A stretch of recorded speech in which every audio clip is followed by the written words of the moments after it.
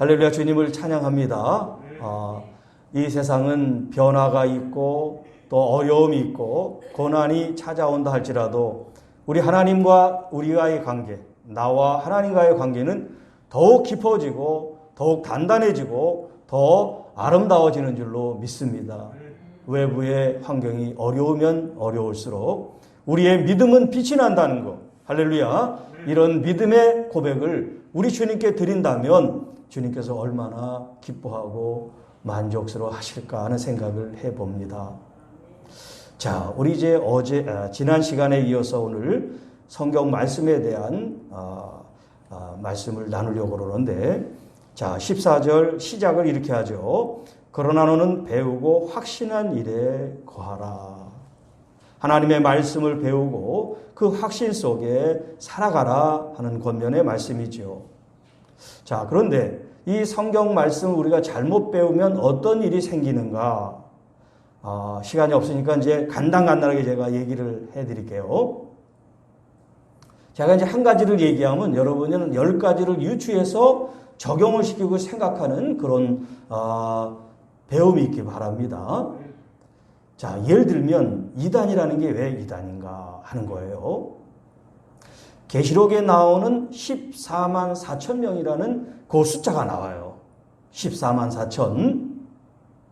지금 이제 건전한 기성교단에서 혹은 이제 교리적인 그런 배움을 받는 사람은 예수 그리스도를 믿음으로 이제 그 14만 4천이 어떤 그 숫자적인 하나 둘 셋 하는 그런 숫자적인 개념이 아니라 그 숫자에 담긴 의미로 받아들인단 말이에요. 그러니까 예수 그리스도 안에 있는 오늘 모든 교회가 14만 4천이라고 하는 그 수에 카운트 된 거예요. 포함이 된 거예요. 자, 그런데 이단은 어떻게 가르치느냐? 우리의 교리와 우리의 교단과 우리의 교회에 와야지 14만 4천 명에 포함된다. 이렇게 가르친단 말이에요. 이 대표적인 게 누구냐면 바로 신천지예요. 그러니까 신천지를 믿는 사람들은 이 기성교인들이 얼마나 어리석은지 몰라요.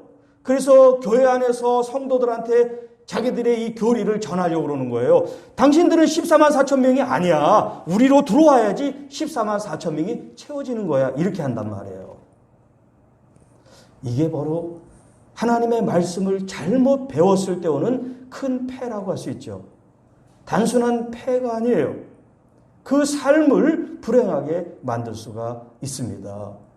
예를 들면 마태복음 24장에 보면 마지막 이제 환란이 있을 때에 대한 경고가 있어요.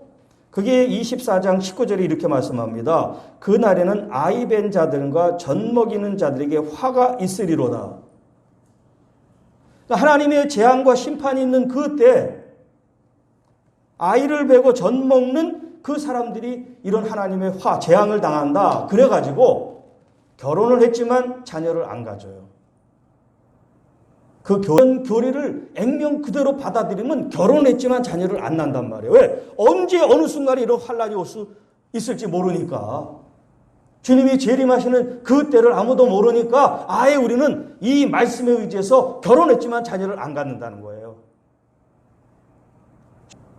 여러분, 성경은 문자적으로 그 말씀 그대로 받아들여야 될 것이 있고 의미로 해석해야 될 거, 상징으로 받아야 될 게 있고 또 비유로 받을 여러 가지 방법으로 하나님 말씀이 우리에게 주어지는데 처음부터 끝까지 문자적으로 보면 우리 돼지고기 먹으면 안 돼요.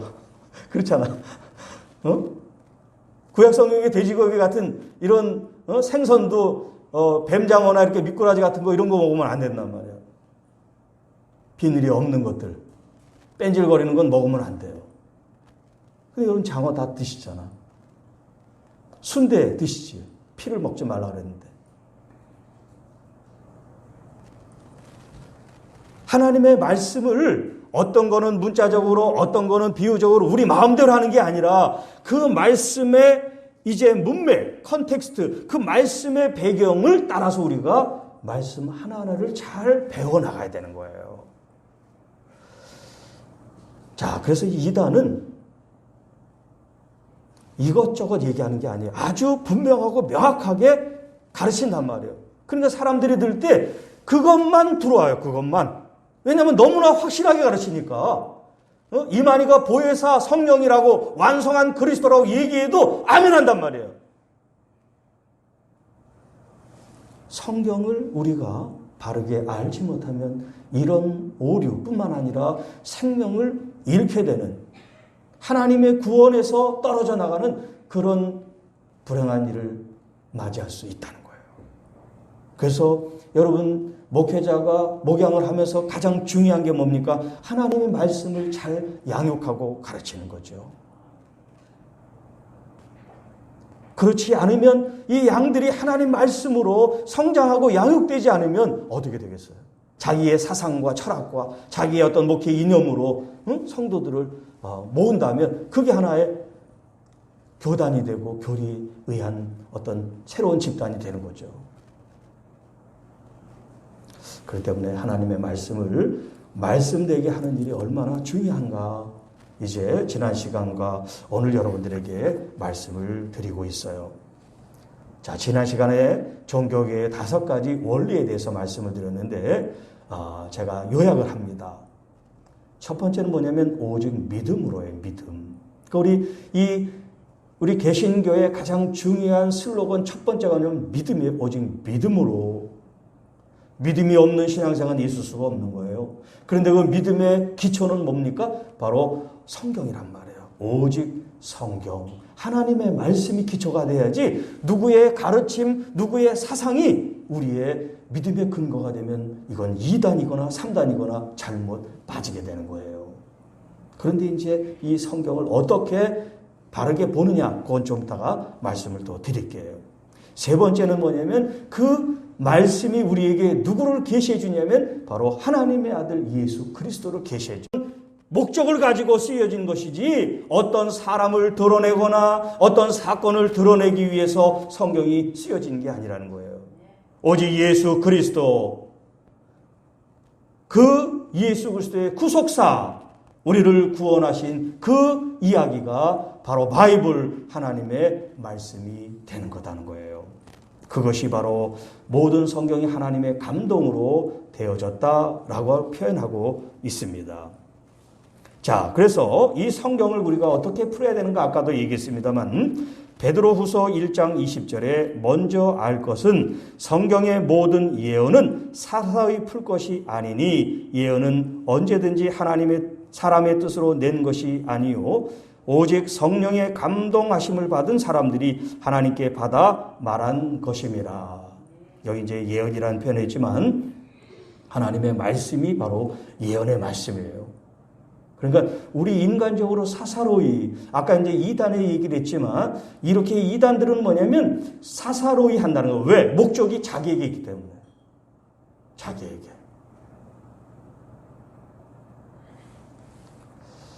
그때가 언제입니까? 한 20여 년 지났을까요? 다미선교회라고 혹시 기억하세요? 이장님이라는 그 목사가 다미선교회를 만들어서 이제 주님 오실 날을 딱 정했어요. 제가 이제 날짜를 지금 생각이 안 나는데 그때를 위해서 모든 사람들이 다 흰옷을 입고 이제 들림받을 준비를 하고 있는 거예요.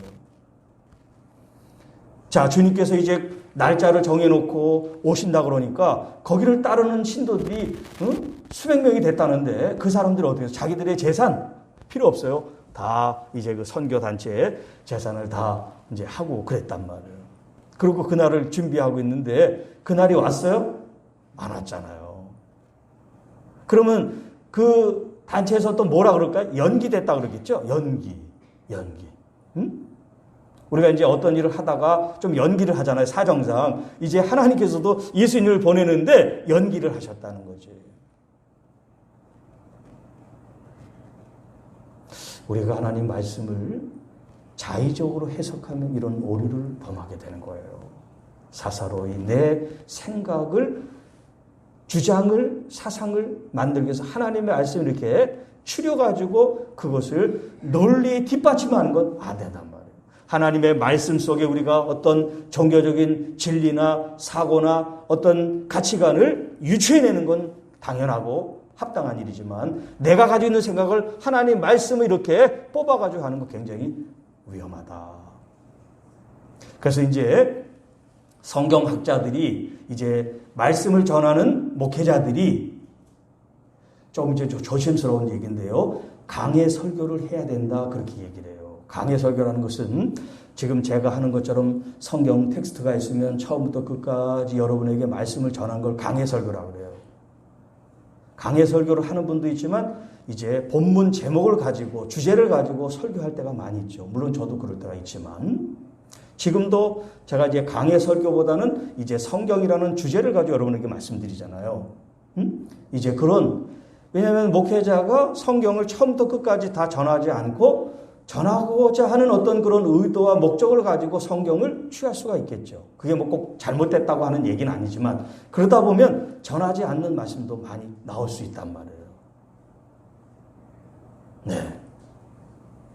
자, 이제 오늘 여러분에게 드리고자 하는 이 실천편. 하나님의 말씀이 어떤 기능을 하고 어떤 유익을 가지고 오느냐라고 하는 거예요. 자, 16절 중간이죠. 자, 모든 성경이 이렇게 하나님의 감동으로 됐는데 첫 번째는요, 교훈, 가르침이에요. 그 다음에 두 번째는 책망입니다. 세 번째는 바르게 하는 것이고 그리고 네 번째는 의로 교육하는데 이 하나님의 감동으로 쓰여진 성경이 우리 기준이 유익이다. 성경이 우리 기준은 이제 그런 기능이다라고 할 수가 있겠어요. 자, 제가 간단하게 이 네 가지를 좀 여러분에게 좀 소개를 하겠습니다. 첫 번째 이제 이 교훈이라고 하는 말인데 가르침이라고 하는 얘기예요. 가르침. 무엇을 가르치느냐 하는 거죠. 무엇을. 그것은 하나님의 말씀이에요. 아까도 했지만 예수 그리스도가 누구시고 그 예수께서 이 땅에 오신 사역이 무엇이고 그것이 우리에게 어떤 의미와 열매가 있는가 이것이 가장 중요하죠. 그러니까 우리는 모든 메시지의 핵심이 어디에 가 있었냐면 예수 그리스도에게 가 있어야 돼요. 예수 그리스도는 한마디도 없고 우리가 이 땅에서 잘 살아야 된다, 건강해야 된다, 복을 받아야 된다. 그러면 그 메시지는 좀 죄송한 말로 온전하다 할 수가 없어요. 사람을 위해서 한 설교지 하나님께 영광을 돌릴 수가 없는 거예요. 그러니까 여러분들이 이제 기독교 방송이나 또 라디오나 여러분들이 말씀을 청취할 기회가 있을 때 정말 그 메시지 속에 예수 그리스도의 영으로 선포하며 여러분하고 예수 그리스도를 더 뜨겁게 만나게 하는 메시지인가? 아니면 여러분 귀에 솔솔 들어와서 참 좋은 말씀인데 여러분이 이 땅에서 잘 살고 편안하고 행복한 삶을 살아야 된다는 그 말씀이 잘못된 것이 아니지만 그게 주가 되면 안 된다는 거죠. 그 말씀도 필요하죠. 위로도 필요하고 격려도 필요합니다. 잘못된 게 아니에요. 당연히 맞습니다. 그러나 그것만 이어서는 안 된다는 거죠. 그러니까 가르치는 사람과 배우는 사람이 이것이 말씀으로 바르게 서야지 그 교회가 건전하고 그 교단이 건전하고 그 교리가 정통적인 이제 교리와 말씀을 따라 한다는 거죠. 두 번째 이제 책망이라고 하는 말씀이 있는데 이걸 이제 원문을 보면 꾸지러 깨닫게 한다 그런 뜻이에요. 꾸지죠 깨닫게 한다. 그러니까 어떤 일에 잘못을 행했을 때 그것을 고칠 수 있도록 꾸중을 하고 깨우치는 그걸 이제 책망이라고 표현을 했어요. 자, 교회 덕을 끼치지 못하고 하나님께 영광을 돌리지 못하게 하는 그런 행위들, 아까 얘기했지만 어떤 이단들의 어떤 행위나 주의 주장들 이런 것들이 있을 때는 책망을 해야죠. 네. 세 번째는 바르게 하는 거예요. 이것은 마치 추를 바르게 이렇게 늘어뜨리는 올바르게 하는 어떤 그런 이제 단어로 쓰이고 있어요. 그래서 잘못을 바로 잡는다든가 정위치에 다시 복원을 시키는 그런 의미를 가지고 있습니다. 자, 요 책망이 적극적인 어떤 표현이라면 여기 바르게 하면 이제 좀 더 좀 완곡한 그래서 스스로 교정하고 수정하고 바르게 할 수 있도록 이제 얘기를 하는 그런 단어가 되겠어요. 네 번째는 의로 교육한다. 이제 교육이라고 하는 이 말이 어린아이들이 점점 양육하고 성장하는 그런 단어를 써요. 그러니까 믿음의 사람들은 처음 시작할 때는 모두가 영적인 어린아이와 같은 단계에 있죠. 그러나 믿음으로 여러분들이 점점 자라야지, 이것이 성장하지 않고 자라지 않으면 안 된다는. 그러니까 하나님의 말씀은 우리를 그렇게 양육하고 훈련하고 성장시킵니다 라는 그런 이야기예요. 자, 이제 이 네 가지 기능이 좀 더 여러분에게 좀 구체화될 수 있도록 제가 하나의 예를 들겠습니다. 선한 사마리아인의 비유를 가지고 말씀을 한번 나누겠어요. 이 내용은 잘 아니까 제가 이제 생략을 합니다. 자, 이 선한 사마리아인의 이 비유 이야기를 통해서 첫 번째 교훈, 각을 쓰기도 하죠. 그럴 때 첫 번째, 나는 이 본문에서 무엇을 배울 것인가, 그런 생각을 하고 하나님 말씀을 읽으시기 바랍니다. 네. 한 절을 읽든 한 장이 됐든 그 말씀 속에 나는 무엇을 지금 하나님이 나에게 말씀하시나, 무엇을 내가 배울 것인가, 그거를 찾아야 된다는 거예요. 뭐 여러 가지가 있을 수 있지만 제가 몇 가지 예를 하나 들겠습니다. 여기 나오는 종교 지도자들, 제사장이나 레위인들, 종교 지도자들은 말씀을 가까이 한 사람들이지만 오히려 자기들이 사마리아인이라고 해가지고 천대하고 배척하고 소외됐던 이 사람들이 오히려 말씀을 실천하게 됐다는 거예요. 그걸 깨달을 수가 있겠죠. 또 내 몸과 같이 이웃을 사랑하라는 그런 말씀이 내 이웃이 내가 볼 때 이 사람이 내 이웃이야 그렇게 생각할 수 있지만 하나님의 말씀 뭐냐면 네가 생각하는 이웃이 너의 이웃이 아니다. 정말 너에게 도움을 받기를 원하고 필요를 원하는 그 손 내미는 그 사람이 너의 이웃이 되어야 된다라는 거예요. 또 행함이 없는 믿음은 죽은 믿음이라고 얘기하는 것처럼 행함이 없는 이웃 사랑 또한 죽은 사랑, 구호에 지나지 않은 말씀이 될 수 있다라는 것을 배울 수가 있겠죠. 뭐 이 외에도 여러분이 더 많은 것을 배울 수가 있어요. 예를 들어서 제가 이제 말씀을 드린 거예요. 두 번째, 책망. 그러면 이 선한 사마리아인의 이 이야기를 통해서 나는 무엇을 잘못되었고 어떤 책망을 듣게 되는가, 그걸 생각해 봐야 되겠죠. 이웃을 사랑해야 된다는 건 알면서도 여기 나온 종교 지도자들처럼 나도 외면을 했고 무관심을 했은 어떤 그런 모습들을 내가 하나님 앞에 말씀으로 발견하게 되는 거죠. 또 사람에 대한 편견. 지금 지금 강도를 만난 이 사람이 아마 자기의 가까운 인척이나 아마 지위가 높으면 달려가서 아마 도와줬을 거예요. 그런데 이 사람이 길거리 가다가 강도 만난 사람이 신분도 알지 못해 피투성이가 돼서 도와줘도 잠깐 도와주면 안 돼. 많은 돈이 필요하든가 노력이 필요하든가 이제 이런 수고가 따른다는 걸 딱 생각했겠죠. 그래서 그를 보지만 도와주지 못한 이런 모습이 나에게 있나. 하나님의 말씀 가운데 누구를 돕는데도 계산적으로 타산적으로 그렇게 행동을 먼저 하기 전에 했던 이런 책망받을 일은 없을까. 정말 절박한 사람들에게 더 적극적이고 치유적으로 다가가지 못하고 그냥 반감만 하는 누군가 하겠지. 나는 안 해도 누군가 하겠지. 이렇게 다른 사람에게 미루는 일은 하지 않았나.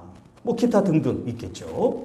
세 번째는 바르게 함. 이 본문을 통해서 내가 바로 잡아야 할 것이 무엇인가 하는 거예요. 내 이웃이 연약하고 상처를 입고 고통당할 때 나는 과연 주님의 마음으로 그 사람을 바라보았습니까? 하는 거죠.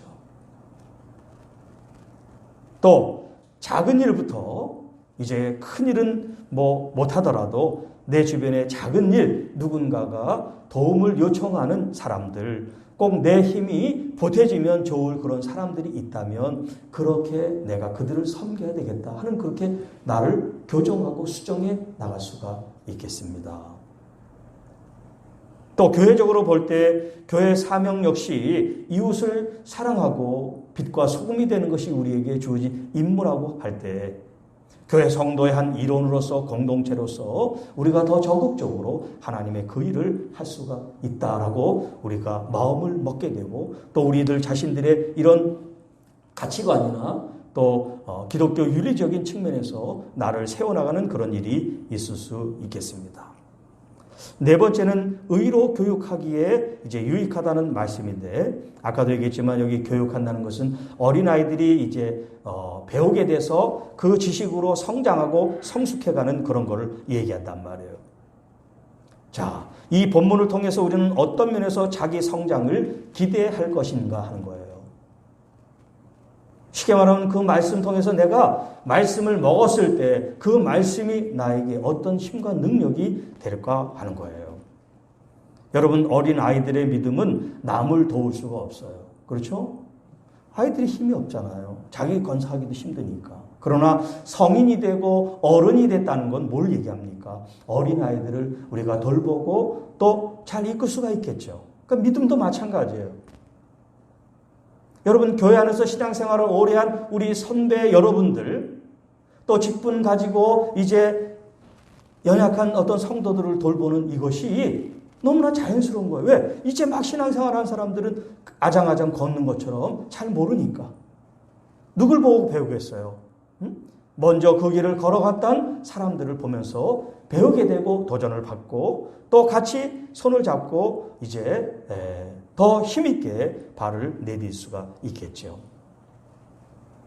이렇게 자기의 어떤 영적 성장을 위해서 스스로를 돌아보고 더 좋은 방향, 더 나은 방향으로 우리를 채찍질한다 하는 것이 바로 의로 교육한다는 거예요. 하나님의 의로. 이 땅에 정말 하나님의 공의와 정의가 살아있느냐라고 이제 우리가 할 때 법을 위반하는 어떤 국회의원들이 정말 사사로운 감정이나 자기들의 어떤 이권이 개입되지 않은 정말 국민들을 위한 그런 법을 제정하고 있는가라는 걸 우리가 묻지 않을 수가 없죠.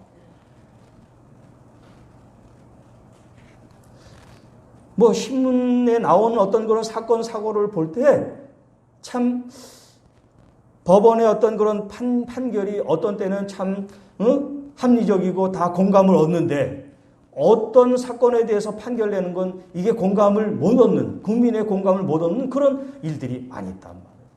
무슨 어린아이 이렇게 성폭행이라든가 어떤 그 어린아이들의 인권을 유린하는 어떤 이런 것에 대해서 외국 같으면 몇백 년 선고를 내릴 걸 우리는 1년 5개월 2년 이렇게 아주 형편없는 형을 언도를 하고 집행을 하는 그런 일들에 대해서 국민들이 이해를 못한단 말이에요. 그런데 법문에 나와 있는 그거 증거나 이런 걸 가지고 하니까. 그러니까 여러분, 모든 그리스도인들이 정말 하나님의 의에 대한 그런 마음을 갖고 자기가 있는 자리에서 그것이 어떤 전문적인 지식의 자리든 아니면 법을 만드는 위반하는 자리든 아니면 행정을 해서 집행하는 자리든 하나님의 공의가 이 땅에 세워질 수 있도록 우리 모두가 힘써야 되는 게 바로 하나님의 말씀이 우리에게 가르치고 있다고 하는 겁니다. 하나님의 이 말씀은 살아있고 능력이 있고 또 좌우에 날선 어떤 검보다 예리하고 혼과 영과 관절과 골수를 찔러 쪼개기까지 한다. 또 마음의 생각과 뜻을 판단하나니 지으신 것이 하나도 그 앞에 나타나지 않음이 없고 우리의 결산을 받으실 이에 눈앞에 만물이 벌거 벗음같이 드러나느니라.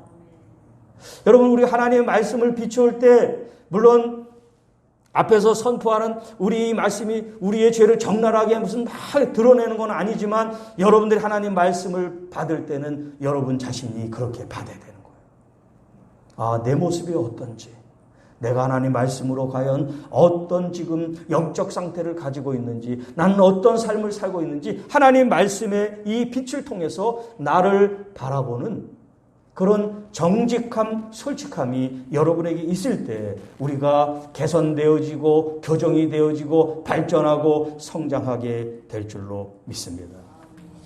자, 마지막으로 이제 온전케 한다 하는 말씀이에요. 하나님의 말씀은 우리를 온전케 하십니다.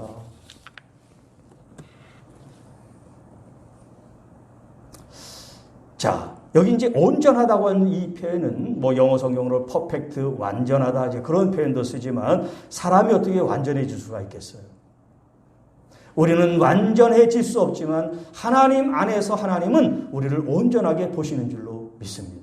왜냐하면 하나님은 온전하신 하나님이시기 때문에 우리한테 퍼펙트, 결점이 없는 무결점인 사람을 원하는 게 아니라 우리는 연약하고 부족하지만 하나님의 말씀으로 나아가려고 하는 그 자체가 뭐냐면 바로 온전해지기 위한 우리의 헌신이라고 할 때 하나님은 성령을 통해서 우리를 더 바른 길로, 의의 길로 인도해 주시는 줄로 믿습니다. 또한 하나님의 말씀을 여러분들이 읽고 묵상하고 쓰고 이 말씀을 먹을 때 여러분이 그 말씀에 힘을 얻고 그 말씀의 능력이 돼서 여러분이 그 말씀대로 따라 나가는 동인, 원동력이 될 줄 믿습니다. 예수님께서도 시험 받으셨어요. 그 시험 가운데 하나님의 말씀, 그 신명기에 있는 말씀으로 그 사단의 유혹을 물리치시듯이 오늘 끌어오를 때 하나님의 능력이 여러분과 함께 하실 줄로 믿습니다. 그 말씀이 이제 모든 어려움들을 극복하는 근본의 정신이 되고 또 요소가 되기를 축복합니다. 여러분, 이 말씀이 이 코로나를 어떻게 이기겠어요? 백신이 아닌데 그렇게 생각할 수 있잖아요. 그런데 여러분, 하나님의 말씀은 곧 하나님 자신이에요. 하나님은 살아계십니다. 운동력이 있으십니다. 그 말씀을 붙잡을 때 여러분, 백신보다 더 위대한 백신이 하나님의 말씀인 줄 믿습니다. 인격이 되시고 능력이 되시고 우리의 영이 되신 성령님이 이 말씀을 기록해 주셨고 이 말씀이 오늘 우리들에게 말씀하고 계시기 때문에 이것이 죽은 말씀이 아니에요. 옛날 써진 문서가 아니에요. 이 말씀은 지금 하나님의 그 영으로 깨어 있는 사람에게 새롭게 말씀하시는 살아 역사하는 하나님의 능력의 말씀입니다. 너희는 가만히 너희에게 행하는 구원을 보라. 만약에 그런 말씀이 있을 때 여러분 상황 속에서 그런 어려움을 직면하게 될 때 하나님 말씀을 의지하여 주님 그 말씀을 믿습니다. 오늘 나의 상황 속에, 나의 가정 속에, 나의 교회 속에 우리의 이 민족 가운데 하나님의 구원의 역사가 나타날 줄 믿습니다. 그렇게 하나님 말씀 가운데 적용을 하고 여러분의 것을 취할 때 하나님은 놀라운 일을 행하실 줄 믿습니다. 우리가 다 온전치는 못해요. 부족하고 연약합니다. 그러나 누구도 당신은 부족하다, 온전치 않다 얘기할 수가 없어요. 왜냐하면 우리는 지금 하나님 안에서 지어져 가고 지금 만들어져 가고 지금 계속해서 하나님 앞에 더 가까이 가고 있는 과정이기 때문에 그렇습니다. 나의 아버지 창조주 우리 하나님만이 나를 판단하실 수 있지 어떤 사람도 어떤 누구도 우리를 판단할 자격은 없습니다. 다만 각자 더 말씀 가운데 온전해질 수 있도록 말씀을 더 사모하고 말씀을 즐거워하고 그 말씀을 묵상함으로 우리 주님께서 주시는 은혜와 열매가 여러분들에게 풍성해지길 주님의 이름으로 축복합니다.